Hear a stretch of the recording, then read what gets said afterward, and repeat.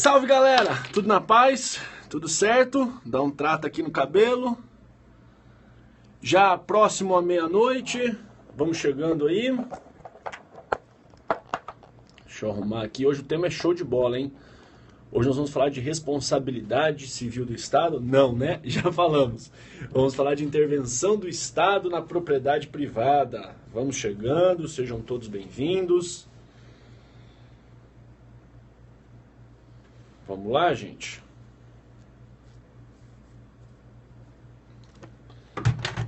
Parará, galera tá aí, galera chegando.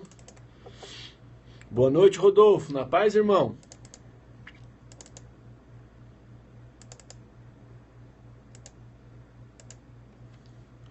Buenas, Eric, sejam bem-vindos.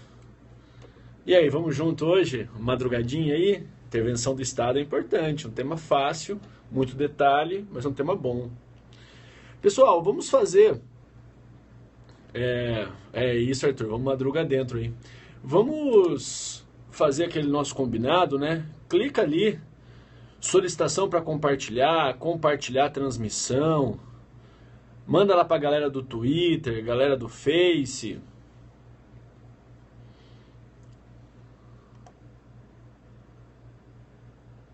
Publica lá, avisa os amigos, avisa a galera dos grupos de WhatsApp, chama todo mundo.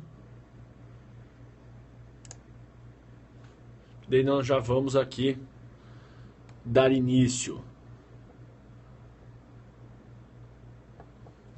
Esse é um Periscope, né? Um pouquinho mais na madruga aí. Hoje foi um dia corrido, então acabou que ficamos para começo de quinta-feira, já praticamente começo de quinta-feira. Vamos lá? Vamos chegando aí o pessoal para a gente já começar.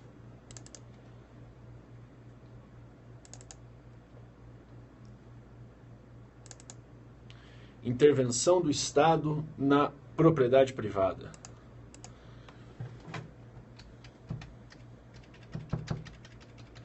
A maioria esmagadora dos editais. Boa noite, Mônica. Pede esse tema e aí eu vou aproveitar com você para a gente fazer um resumão aqui da intervenção do Estado na propriedade privada, de tal forma que fique didático, né? E com total utilização para a prova, né? Não vamos ficar aqui discutindo muito sexo dos anjos, não, temas que não são cobrados, isso aí eu não tenho nem objetivo em falar no vídeo. Cadê que mais galera chegando? Vamos entrando aí, gente, vamos entrando, madrugadão aí, Volta Redonda. Tudo bom, Isa? Chama lá os amigos, avisa todo mundo.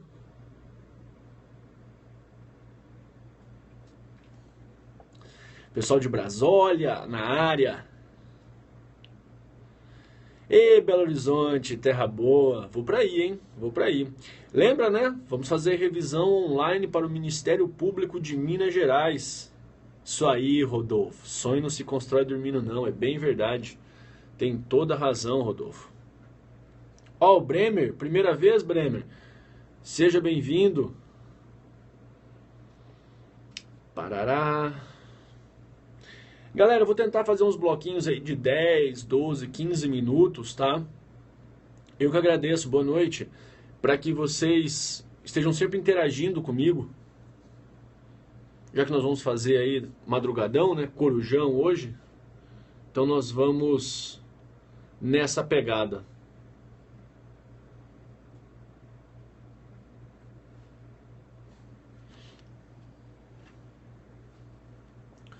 Como é que estamos aí? Tudo certo? Transmissão tá boa, iluminação tá boa, tudo tranquilo? Vamos aí, quase 50 alunos já. Aí nós já damos o start.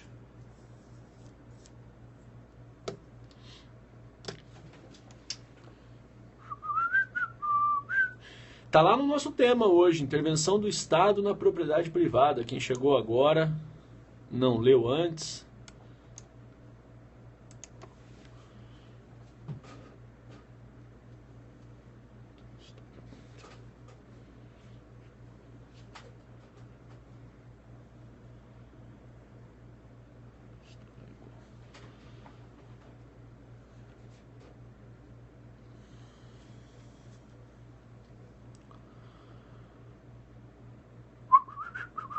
Alguma pergunta, gente? Alguma dúvida aí? Algum tema que ficou de fora? Alguma coisa que vocês queiram conversar antes de nós iniciarmos a gravação?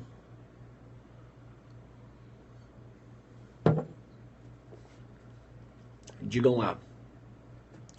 Vamos encher de coraçãozinho, né? Vamos lá, começar aí já bombando de coraçãozinho. Isso, Igor, expropriação nós vamos falar. As diferenças entre desapropriação e confisco. Ó, bombou de coraçãozinho, hein? Gostei de ver. Gente, manda coraçãozinho aí durante a aula, pô, dá uma animada, né? A gente tá aqui falando pra câmera, de repente, cheio de coraçãozinho. Não sou professor de história, não. Vamos lá então, galera. Uma live na madrugada hoje.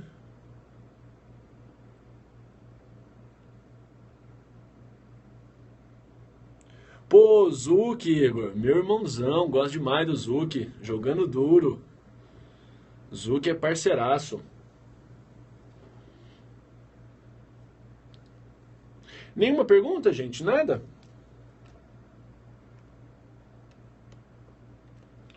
Podemos já então partir para cima?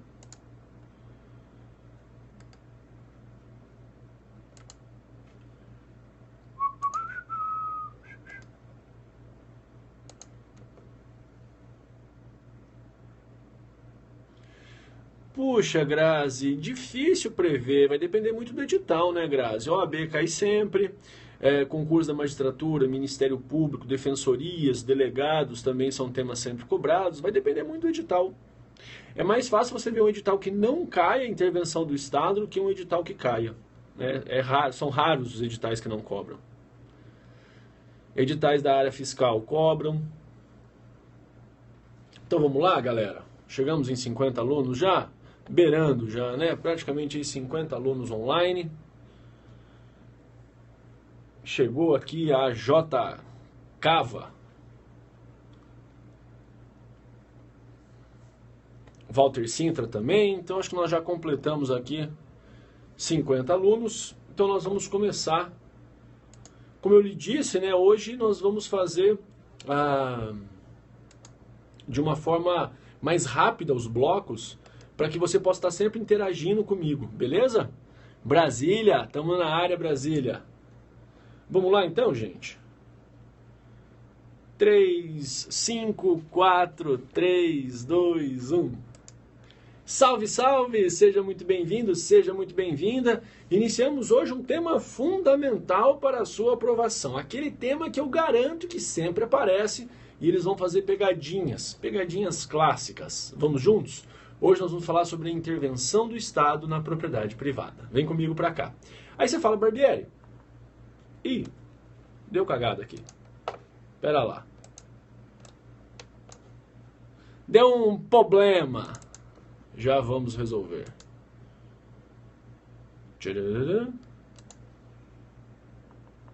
Agora sim. Vou de novo, né? Errei aqui. Fiz o que não devia. Vamos começar de novo. Para quem chegou agora, sejam todos bem-vindos. 10, 15 minutinhos, eu termino os blocos aqui, nós vamos fazendo aquela interação, tá bom? Salve, salve! Seja muito bem-vindo, seja muito bem-vinda. Hoje nós temos um tema interessantíssimo, super legal para você que está se preparando para o seu edital, para a sua prova. Nós vamos falar da intervenção do Estado na propriedade privada. Tema clássico. Então vem comigo aqui, ó. Quando nós falamos da intervenção do Estado, você tem que dominar todas as pegadinhas, as características. Então, hoje, você vai dominar tudo isso. Caiu na prova, você acerta. Intervenção do Estado na propriedade privada. Beleza? Aí você pergunta, Barbieri, o que eu tenho que saber sobre a intervenção do Estado na propriedade privada? Né? Nós temos aqui diversos, mas inúmeros desdobramentos. E eu vou trabalhar com você sempre de forma bem pontual e objetiva. Tem toda uma introdução, aí nós vamos entender quais as intervenções do Estado que ocorrem, como que nós dividimos elas em grupos, e aí depois nós vamos para as modalidades, para as espécies de intervenção. Então vem para cá. Falando de intervenção, antes de mais nada, nós temos que visualizar aqui uma introdução. Afinal de contas, né, quem é o proprietário? Então, primeira coisa, quando nós falamos do direito de propriedade, então olha só, direito de propriedade, você que gosta lá do direito civil, se não gosta, mas tem que saber, o direito de propriedade ele reflete o quê? Ele reflete a possibilidade de usar, gozar, usufruir e ainda, se assim desejar, dispor e reaver o bem. Dispor e reaver o bem. Então, quem é proprietário pode usar, gozar, pode usufruir, pode dispor e pode reaver. Eu posso utilizar da minha propriedade, posso aliená-la, faço uma doação, faço uma compra e venda, posso dela ter rendimentos, ou seja, a propriedade, uma vez proprietário, o direito de propriedade reflete essa gama de manifestações. Ótimo. E aí, uma vez proprietário, nós temos basicamente 3 caráteres da propriedade. Caráter da propriedade? Isso mesmo. Você que vai, por exemplo, encontrar uma prova do CESP, prova do CESP adora cobrar isso aqui. Então vem para cá. Depois de visualizarmos os reflexos, as manifestações do direito de propriedade, nós temos que lembrar daquilo que a doutrina chama de caráter. Caráter da propriedade. Caráter da propriedade. Você fala, afinal de contas, né, o que é esse caráter da propriedade? Nós temos aqui o caráter absoluto. Nós temos o caráter exclusivo. Caráter absoluto, caráter exclusivo. E nós temos também o caráter perpétuo. Então fica assim, caráter absoluto, caráter exclusivo, caráter perpétuo. Aí você fala, joia. A partir disso, o que eu tenho que tomar cuidado? Temos que desvendar cada um destes caráteres. Primeira coisa, pensa assim, ó, caiu na prova, caráter absoluto, caráter exclusivo, caráter perpétuo, você fala, minha nossa, né, da onde é que tiraram isso? Começa do último para o primeiro. Caráter perpétuo. A perpetuidade não dá a ideia de para sempre? Esse para sempre quer dizer que, uma vez proprietário, você será proprietário até quando? Não tem data. Você é proprietário para sempre. Ah, beleza. Então, sendo proprietário, eu tenho na propriedade a perpetuidade. Eu sou para sempre proprietário. Você pode pensar, então quer dizer que o caráter perpétuo, ele é atingido, ele é ferido de morte com a desapropriação. Joia. Depois do caráter perpétuo, nós temos o caráter da exclusividade. Se algo é exclusivo, é só seu. Ah, esse produto é exclusivo. Ninguém mais tem. Então, a exclusividade diz que a propriedade, ela é somente sua. Ou seja, você se utiliza dessa propriedade sem que outra pessoa lhe atrapalhe. Você fala, ó, aqui é minha casa, para começar, entra quem eu quiser. Eu convido para a festa na minha casa quem eu bem quiser, quem eu bem entender. Por quê? Porque você tem um caráter exclusivo da propriedade. Então, a exclusividade lhe dá o quê? A propriedade é minha e só minha. Além disso, nós temos o chamado caráter absoluto. O que é o caráter absoluto? Já viu aquela frase, essa propriedade é minha e nela eu faço o que bem quiser? Ou seja, aqui a casa é minha, eu faço nela o que quiser. A gente sabe que não é bem assim, né? Mas o caráter da absoluto, ou dessa manifestação absoluta da propriedade, faz com que você, proprietário, é o rei da propriedade. Pense assim, tá? Para a prova, você é o rei da propriedade. Você é o todo-poderoso. Ótimo. Você fala, então, pera lá, Barbieri. Se a intervenção do Estado vier a atingir o caráter absoluto ou o caráter exclusivo, quem é proprietário continuará sendo proprietário? Sim. Agora, e se atingir o caráter perpétuo? Quem era proprietário perdeu a propriedade. Já não é mais proprietário. Entendeu? Fácil. Temos ainda uma outra questão a título de introdução. Olha só. Vamos agora aqui abrir letra C. Nós temos agora que visualizar que a intervenção do Estado, vou até voltar aqui, a intervenção do Estado na propriedade privada não pode ser regra. A intervenção é sempre uma exceção. Então, a intervenção do Estado na propriedade privada é sempre uma exceção. Beleza. Aí você fala, a partir disso, você tem que lembrar também o seguinte. As intervenções, tá? As intervenções, vamos partir aqui, Intervenções, elas têm que ter um fundamento. Elas precisam de uma base. Aí você fala, beleza. O que eu preciso aqui saber? As intervenções, como regra, elas estão fundamentadas. Então, a regra para que o Estado possa fazer essa intervenção é o quê? É o poder de polícia. Então, para que sejam realizadas as intervenções do Estado, como regra, nós temos o poder de polícia. Esse poder de polícia, ele é analisado em sentido amplo. Como assim poder de polícia em sentido amplo? É a manifestação, o poder estatal, em que nós temos aqui o fazer, nós temos também o não fazer, fazer, não fazer, e temos ainda a submissão. Então o Estado pode determinar que o particular faça, que ele não faça, que ele se abstenha ou que ele se submeta. Perfeito. Mas esse é o poder de polícia em sentido amplo, tá? Se isso é regra, nós podemos também analisar o poder de polícia em sentido estrito. Então, pera lá. Uma coisa é o poder de polícia em sentido amplo, outra coisa é o poder de polícia em sentido estrito. Em sentido estrito. Por quê?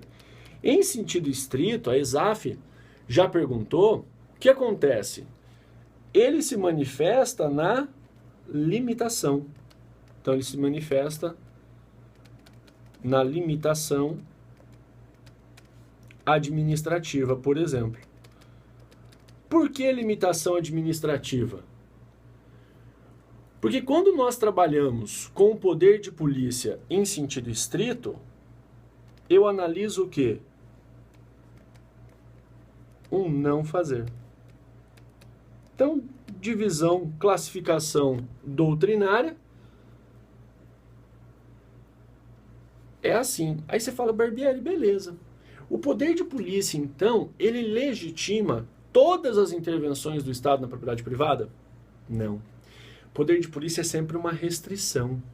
Mas quando ocorre desapropriação, você não está restringindo o direito de propriedade, você está aniquilando, está acabando com o direito de propriedade. Então, pera lá, olha só. Se falar de poder de polícia em sentido estrito, nós temos lá a limitação administrativa. Se falar de poder de polícia em sentido amplo, nós temos limitação administrativa,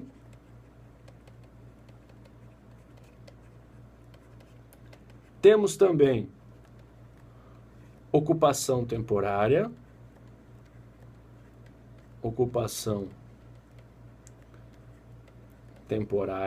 vamos estudar todas elas. Temos a servidão administrativa,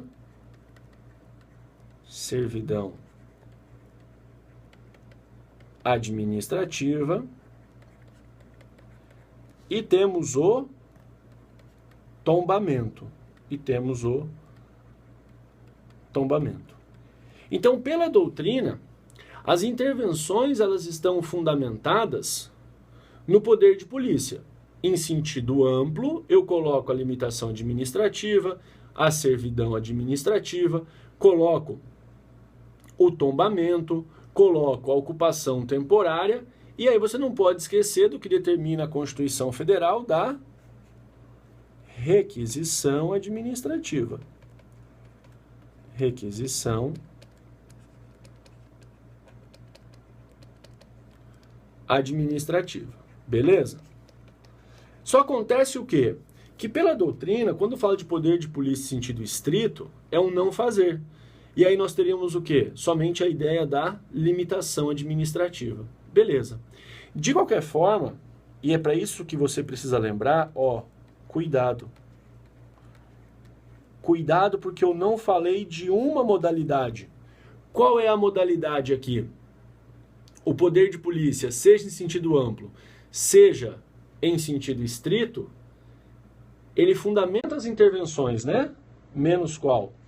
Olha lá, o poder de polícia não fundamenta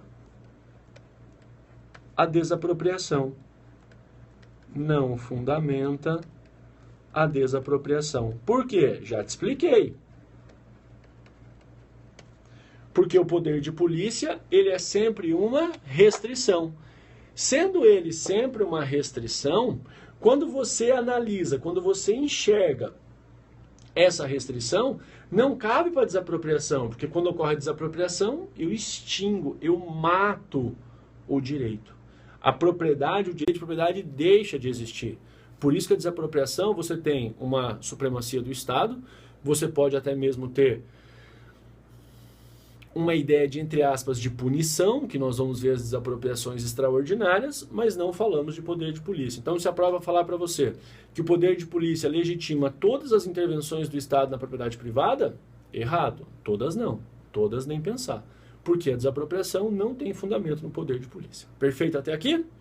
2 minutinhos eu volto e a gente continua o estudo. Um grande abraço, fica com Deus e até lá. E aí, galera? Tudo na paz por aqui? Bora lá? Como é que estamos aí? Todo mundo entendendo? Bota coraçãozinho nesse troço. Vamos pra frente?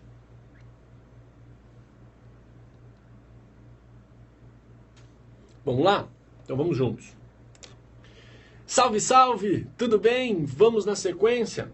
Agora que você já sabe essa introdução, agora que você já sabe essa visão geral, né, fundamentos, doutrina do poder de polícia, manifestando-se nas intervenções, com exceção da desapropriação, guarda, por gentileza, da aula passada, caráter absoluto, caráter exclusivo, caráter perpétuo, nós precisamos agora avançar, precisamos agora adentrar nas modalidades. Então eu saio do ponto de número 1, que foi a aula passada, e vamos agora ao ponto 2. Vamos falar das modalidades. Então vem comigo aqui.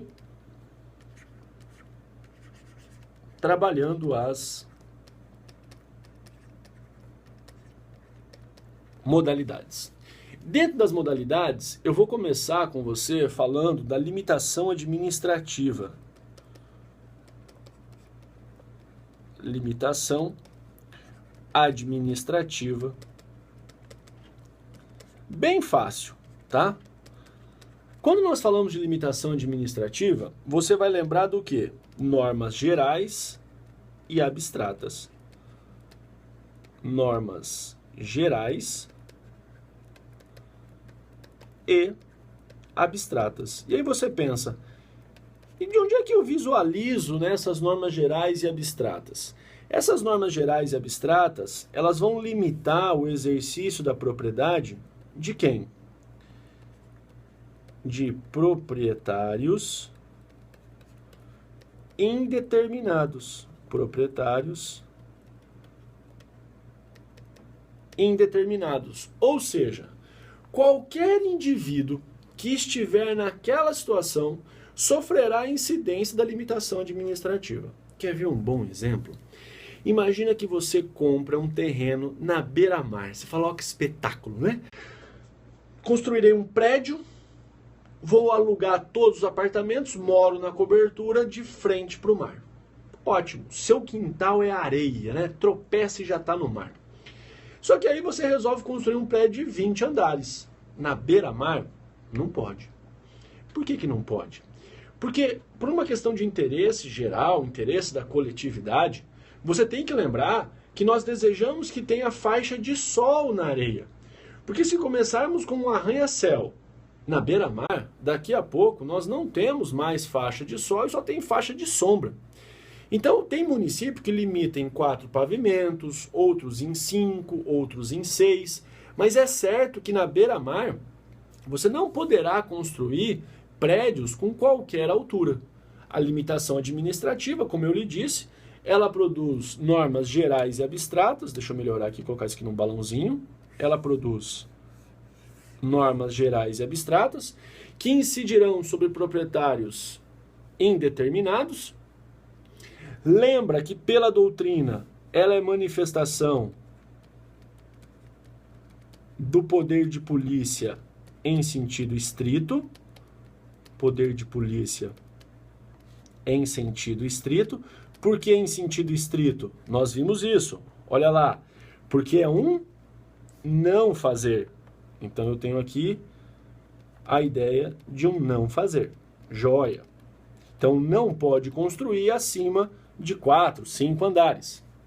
Depende também muito do plano diretor, né? E aí você pergunta, Barbieri, mas qual caráter da propriedade foi atingido? Você pergunta, eu continuo sendo proprietário? Continua. Então o caráter perpétuo não foi atingido, até porque o caráter perpétuo só é atingido com as desapropriações. Você continua sendo só você o proprietário? Ou o Estado está junto? Não, somente eu. Então a exclusividade não foi atingida. Opa, qual caráter foi atingido? O caráter absoluto. Você não é mais o rei da propriedade. Você não pode fazer ali o que bem quiser. Você não pode construir quantos andares desejar. Então, o caráter atingido é o caráter absoluto. Caráter absoluto da propriedade. Não esqueça isso. Aqui foi atingido o caráter absoluto. Perfeito? Maravilha? Beleza. Aí você fala, mas espera lá. Será que não tem lá uma tal limitação civil? Tem. A limitação administrativa, ela é diferente da limitação civil. E qual é a diferença? Na limitação civil, eu tenho interesse privado. Interesse privado. Na limitação administrativa, prepondera o quê? Interesse da coletividade. Interesse da coletividade. Assim como você também não pode construir sem respeitar o recuo da calçada, né? Ah, eu comprei um terreno e eu vou construir em toda a limitação do terreno? Não, não dá. Tem que ter recuo da calçada, interesse da coletividade. Em Nova York, só para que você tenha uma ideia, né, do tamanho das limitações, em Nova York, na época em que há neve, é de responsabilidade do proprietário ou do possuidor manter a calçada limpa sem neve. Você fala, por quê? Porque se alguém escorregar e cair, o proprietário ou possuidor responde à ação judicial. E lá, amigo, a ação judicial é um pepinaço, tá? Até porque é um instrumento, muitas vezes, para distribuir renda, né? E você vê aquelas indenizações milionárias para situações, você fala, meu, não tem cabimento, né? Mas é o sistema que lá vigora. Então, para que você tenha ideia do que são as limitações administrativas e os interesses da coletividade. Você fala, beleza, tranquilo. Agora imagina só, a partir dessa limitação administrativa, seria razoável nós termos a imposição de indenização? Fale aí, será que indeniza ou não indeniza o proprietário? Bom, eu disse no início da explicação de limitação administrativa que ela é uma norma geral e abstrata que recai sobre proprietários indeterminados, concorda? Então, sendo proprietários indeterminados, não há indenização. Não há indenização. E por que não há indenização? Porque qualquer um que estiver naquela situação estará sujeita à limitação do Estado. Por isso que a limitação administrativa não se fala de indenização. Se eu comprar um terreno ao lado do seu, na beira-mar, e quiser construir também um arranha-céu, não vou poder. Porque a limitação administrativa é uma norma geral e abstrata que atinge todos os proprietários na mesma situação. Entendeu? Bem fácil, né? Você fala, maravilha. Vamos caminhar um pouco mais. Vamos agora para a nossa segunda modalidade. Vem para cá agora. Letra B.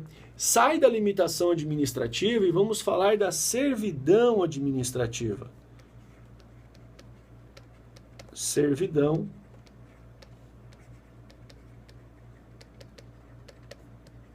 administrativa. E eu já quero pedir para você uma gentileza.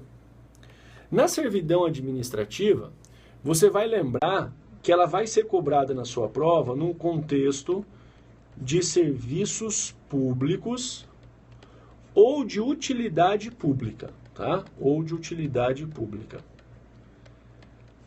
E qual que seria um bom conceito para a servidão administrativa? Nada mais, nada menos do que um direito real sobre coisa alheia. Direito real sobre coisa alheia. Você fala, então pera lá. Achei bonita essa expressão, mas não entendi foi nada. Aqui é um terreno. Nesse terreno, eu tenho a tubulação de água cortando esse pedaço aqui da quina do terreno. Tubulação de água corta aqui. Eu tenho a tubulação de gás natural passando aqui. Gás natural. Eu tenho depois a rede elétrica atravessando aqui. Rede elétrica. Você fala, Barbieri, o que mais dá para passar aí? Puxa vida, sei lá. Saneamento básico. Né? Saneamento básico. Vamos usar aqui, ó. O saneamento básico atravessa aqui, ó.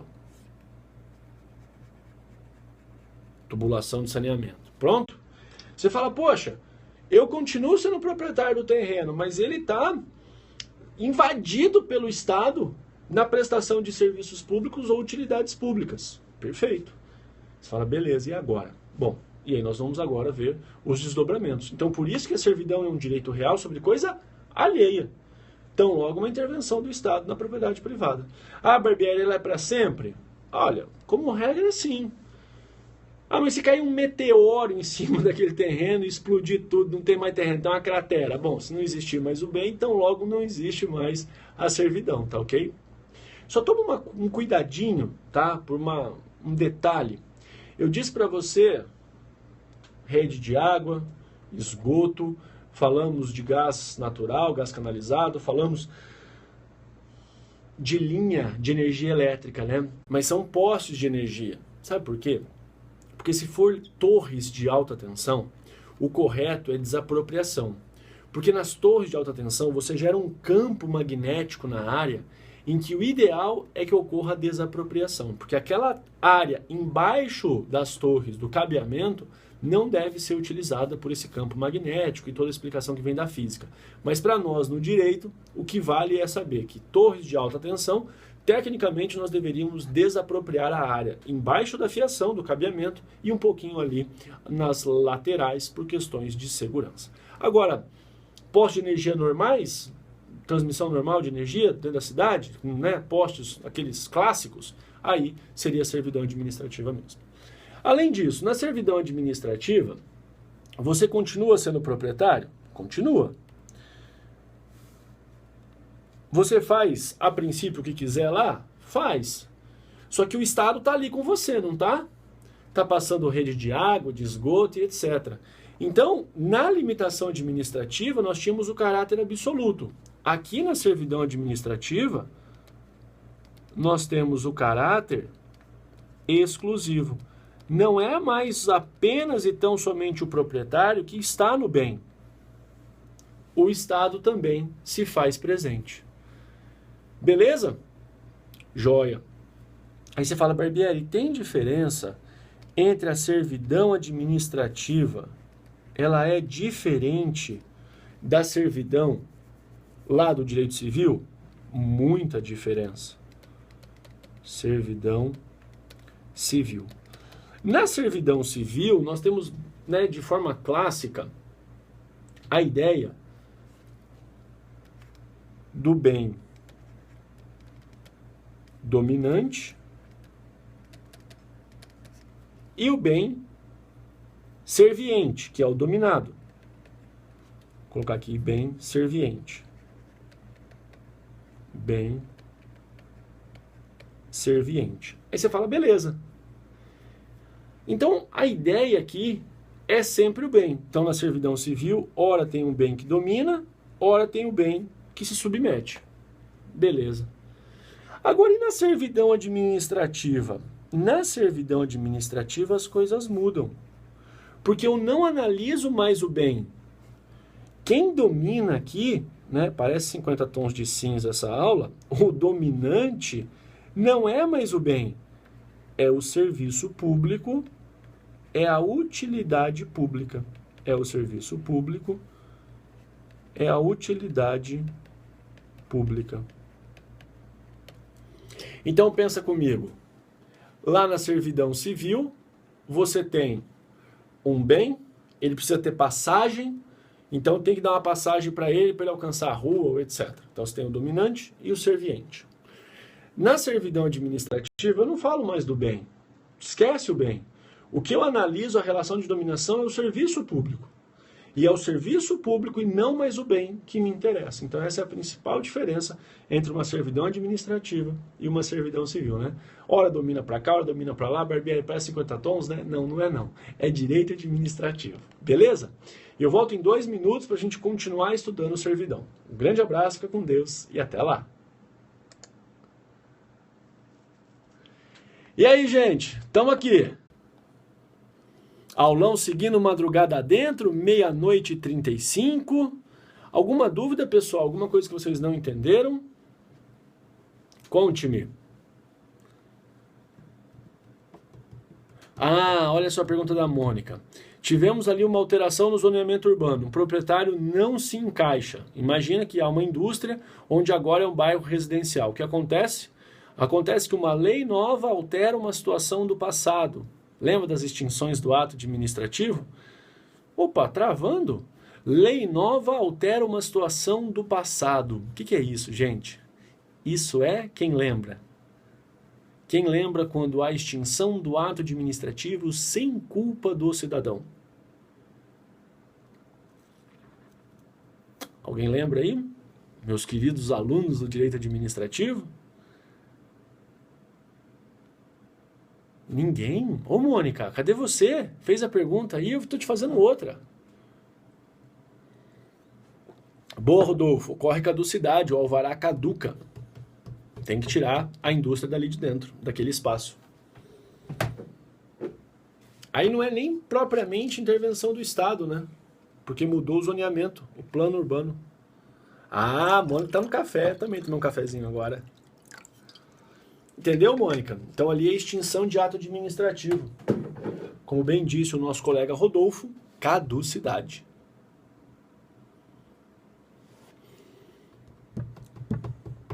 Vamos seguir? Alguma dúvida até aqui? Vamos para frente? Vamos embora, gente? Então vem comigo. Salve, salve! Tudo bem? Vamos na sequência? Vamos lá, gente. Bom, servidão administrativa nós iniciamos a explicação na aula passada e eu vou continuar. Dentro de servidão administrativa, nós temos que lembrar o seguinte. Em que momento que ela nasce? Já pensou sobre isso? Você fala, como é que é? Em qual momento a servidão é constituída? Então aqui, ó, formalização da servidão. Formalização da servidão administrativa. Em qual momento nasceu a servidão? Você fala, interessante, né? Nós temos basicamente 3 possibilidades aqui. Primeira possibilidade pode ser um acordo judicial. Então, as partes, a parte e o Estado, judicialmente chegam a um acordo. Então, um acordo judicial. A segunda possibilidade é que eles nem ingressam em juízo. Há um acordo voluntário. Então, eu vou tirar acordo judicial aqui, eu vou colocar decisão judicial, né? Porque se procura o judiciário, não é bem um acordo. Decisão judicial, acordo voluntário. Ou então, nós podemos ter também mediante lei. E o que acontece? Acontece que a prova vai falar assim para você, olha, nas servidões administrativas, para que ela seja formalizada, para que ela seja constituída, sempre há necessidade de se realizar o registro. E aí? Cuidado. Decisão judicial ou acordo voluntário precisa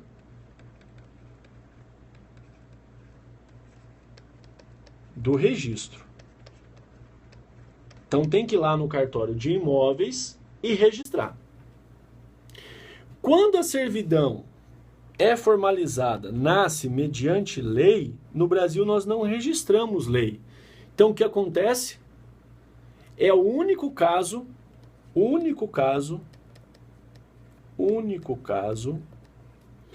que não requer registro, que não requer registro. Beleza? Basta publicar a lei. Publicou a lei, está formalizada a servidão. Você fala, Barbieri, nós vimos que a limitação administrativa atinge proprietários indeterminados. E a servidão administrativa não recai sobre um bem? Então ela atinge proprietário determinado. Proprietário determinado. Outra diferença. Destaca lá. Fácil? Aí você fala, seria possível que a servidão recaísse sobre bem público? A doutrina diz que pode. Então a servidão administrativa ela pode recair sobre um bem público ou sobre um bem privado. Não tem maiores formalidades não. Então pode recair sobre bem público ou sobre um bem privado. Joia? Beleza? Aí você fala, Barbieri, se recair sobre um bem público, tem aquela ordem, a União intervém no Estado ou no município, o Estado intervém no seu município? Não, não tem ordem, não tem ordem. Indenização. Será que tem indenização? Olha, como regra não, tá? Como regra não há indenização. A não ser em algumas situações da servidão, acaba tendo uma intervenção tamanha que esvazia o conteúdo econômico da propriedade. Aí, no fundo, ocorreu uma desapropriação indireta, então tem que indenizar. Nós vamos estudar isso mais para frente, o que seria desapropriação indireta. Ou então, imagina aquela tubulação de água ou esgoto explodiu, tá? E a casa do particular virou uma grande, né? Enfim, um tratamento de água suja, né? Para não falar outra coisa. Tem aqueles dejetos boiando, né? Na cozinha do indivíduo. Aí é óbvio que se ocorrer o dano, tem que indenizar. Mas pelo simples fato da servidão, não há indenização não. Joia? Entendeu? Mas se da servidão resultar dano, indeniza. Proprietário determinado. Vamos para frente? Então agora nós vamos para a letra C. Vamos trabalhar com a artigo 5º, inciso 25 da Constituição Federal. Vamos falar da requisição administrativa. O que nós temos que saber com a requisição administrativa? Então você vai lá, artigo 5º, inciso 25 da Constituição Federal, e você vai perceber que a requisição administrativa, ela antes de mais nada, ela está num contexto de perigo público. Você fala, como assim? Existe um perigo público iminente em vias de acontecer, ou então um perigo que já acontece. Incêndio numa mata ao lado de um hospital, ou então algo que está prestes a acontecer, a explosão de uma subestação de energia elétrica, de uma área de petroquímica, enfim, alguma coisa nesse sentido. O que você vai lembrar? Esse perigo público permite que o Estado requisite a propriedade do particular. E essa requisição, olha que interessante, essa requisição, ela pode se manifestar basicamente, tá, em bens móveis, bens imóveis ou serviços. Então veja só, vamos requisitar o carro do particular para salvar vítimas de uma explosão de um posto de gasolina. O município não tem ambulância para todo mundo. Ou então vamos requisitar o hospital privado para atender, né, as pessoas vítimas desse acidente, e vamos também requisitar o serviço de raio-x. Enfim, pode requisitar bem móvel, imóvel ou serviço. Lembra, só indeniza se ocorrer dano e a indenização é posterior. Então aqui ela também recai sobre um proprietário determinado,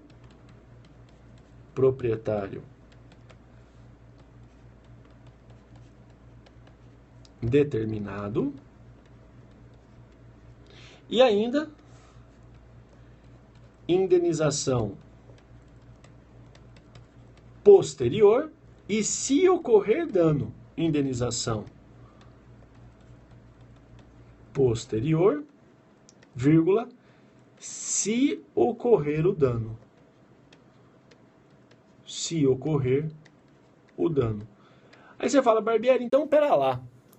Pelo simples fato da utilização, o simples fato de usar o bem do particular, impõe o dever de indenizar? Não. Quer ver? Eu vou até abrir aqui o que determina a Constituição Federal. Pega lá, por gentileza, o artigo 5º, inciso 25 da Constituição, que você vai encontrar essa afirmativa aqui, ó. No caso de iminente perigo público, então, ó, um perigo público na iminência, aconteceu ou está para acontecer, a autoridade competente poderá usar da propriedade particular, um bem móvel, um bem imóvel, um serviço, assegurada ao proprietário indenização ulterior, ou seja, posterior, se houver dano. Só então, somente se ocorrer dano. Lembra você que o simples fato de usar da propriedade não impõe o dever de indenizar. Vou até grifar aqui, tá? A indenização, então, ela é posterior e se existir dano. Posterior, se ocorrer dano, atinge o proprietário determinado. Aí você fala, e qual foi o caráter da propriedade atingido? Eu pergunto para você, você está sozinho utilizando o bem ou naquele momento o Estado também está? O Estado também está. Então aqui você percebe que o caráter que foi atingido é o caráter exclusivo. Caráter exclusivo da propriedade. Beleza, até aqui? Você fala, Barbieri, como é que fica essa história do perigo e devolução? Ora, o Estado está numa situação de perigo público iminente, utiliza-se da propriedade, e aí, cessou o perigo, resolveu a situação, saímos de uma situação de emergência? Sim, devolve o bem, devolve o bem. Ótimo, tranquilidade. Então, falou de requisição, você não pode esquecer da ideia de perigo. Tem que ter perigo. Porque até então, para a servidão não existia perigo, e não existe, né? Assim como também não existe na limitação. A limitação administrativa vigora ali o interesse da coletividade em normas gerais e abstratas. Agora, na requisição administrativa, além de tudo, olha que interessante, ela, requisição administrativa, tem a seu favor a autoexecutoriedade. Ela é autoexecutável. O que isso significa? Ela é autoexecutável, ou seja, não requer autorização do judiciário. Não requer autorização do poder judiciário. Imagina você que diante de um perigo público iminente, não precisa a autoridade pública requisitar o judiciário e aí o judiciário autorizar. Não. Requisita o bem, usa e devolve. Se do uso ocorrer um dano, indeniza. Se não, não precisa indenizar não. Entendeu? Fácil. Requisição administrativa é só isso, tá? Lembra você que ela pode incidir sobre bens móveis, sobre bens imóveis ou sobre serviços. Beleza?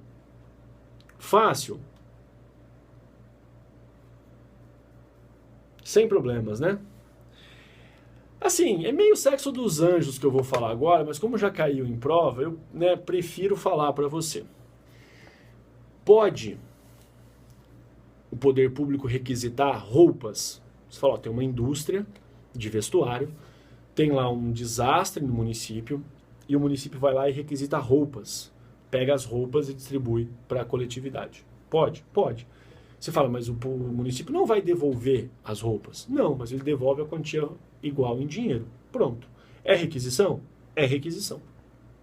Agora suponha que vai lá e requisita uma roupa específica.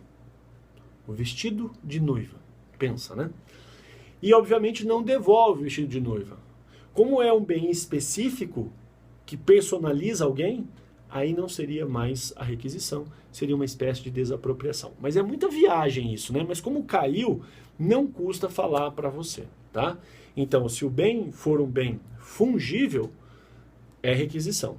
Se o bem for infungível, deixa de ser requisição e passa a ser desapropriação. Por isso que eu disse que a requisição, perdão, a requisição, ela pode ser o quê? Pode recair sobre bens móveis, imóveis ou serviços. Se for roupa de um indivíduo, né, não mais é requisição, mas é desapropriação, porque o bem ganha personalidade e passa a ser o quê? Infungível. Uma roupa específica. É muita viagem do examinador, mas se cair você já sabe, tá bom? Bom, nós temos ainda que visualizar a ocupação, temos que visualizar tombamento, temos a desapropriação, mas relaxa aí que nós vamos ponto a ponto dominando tudo, tá bom? Fica com Deus, um grande abraço, ótimos estudos e a gente se vê na próxima aula. Até lá!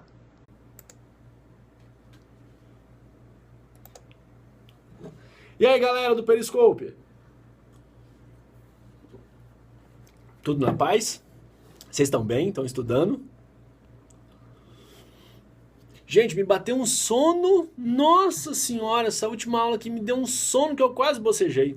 10:50 já, né? Vamos botar coraçãozinho aí pra gente? Bota bastante coraçãozinho.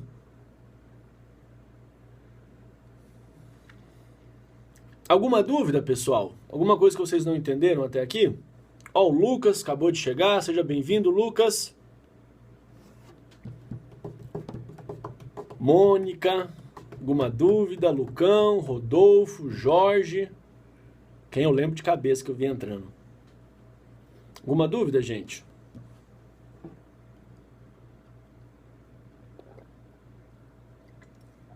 Eu vou, depois, Lino, eu vou passar todas as lives para o Periscope. Perdão, já estão no Periscope, né? Vou passar para o YouTube. Pessoal, me deu sono. Nossa, me deu muito sono. Eu vou pedir licença. Vou dormir e nós devemos continuar esse tema amanhã, pode ser? Tô com soninho já. Quinta-feira, né? Primeiros minutos aí da quinta-feira, passamos juntos estudando. Se inscreva lá, Rodolfo. Professor André Barbieri. Se inscreva lá e vamos estudando juntos. Gente, obrigado pelo carinho. Desculpa fazer uma live, né? Num horário de madrugada, amanhã, hoje, né, dia útil. Não sei se vocês foram atingidos pela greve geral, mas desejo aí um ótimo trabalho, né? Antes uma ótima noite de sono e descanso para vocês.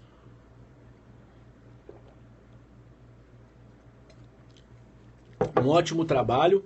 Obrigado pelo carinho, obrigado pela atenção. Amanhã nós voltamos, ou melhor, daqui a algumas horas nós voltamos. Precisamos falar ainda de direito constitucional, matéria do TJ Paraná. Se você conhece ou se você vai fazer a prova do Ministério Público lá de Minas Gerais, não esqueça que nós teremos um aulão online, tá? Durante essa semana vou divulgar inscrição, vou divulgar qual será o site. E mesmo que você não vá fazer, vai ser bem bacana, porque você vai ter direito administrativo, direito constitucional, penal, processo penal e criminologia. Só gente top, hein?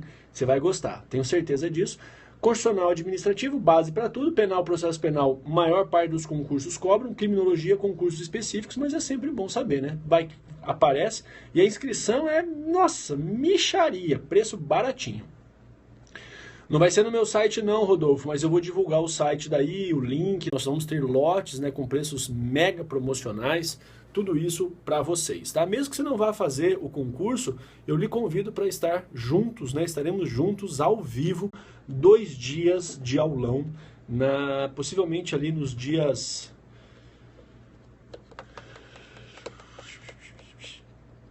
final desse mês. Deu branco agora, acho que é o sono já. Eu acho que dias 27, 28, 28 e 29, alguma coisa assim, tá?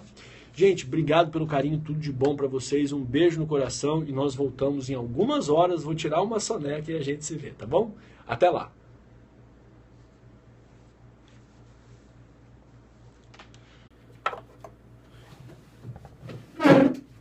Aquele abraço!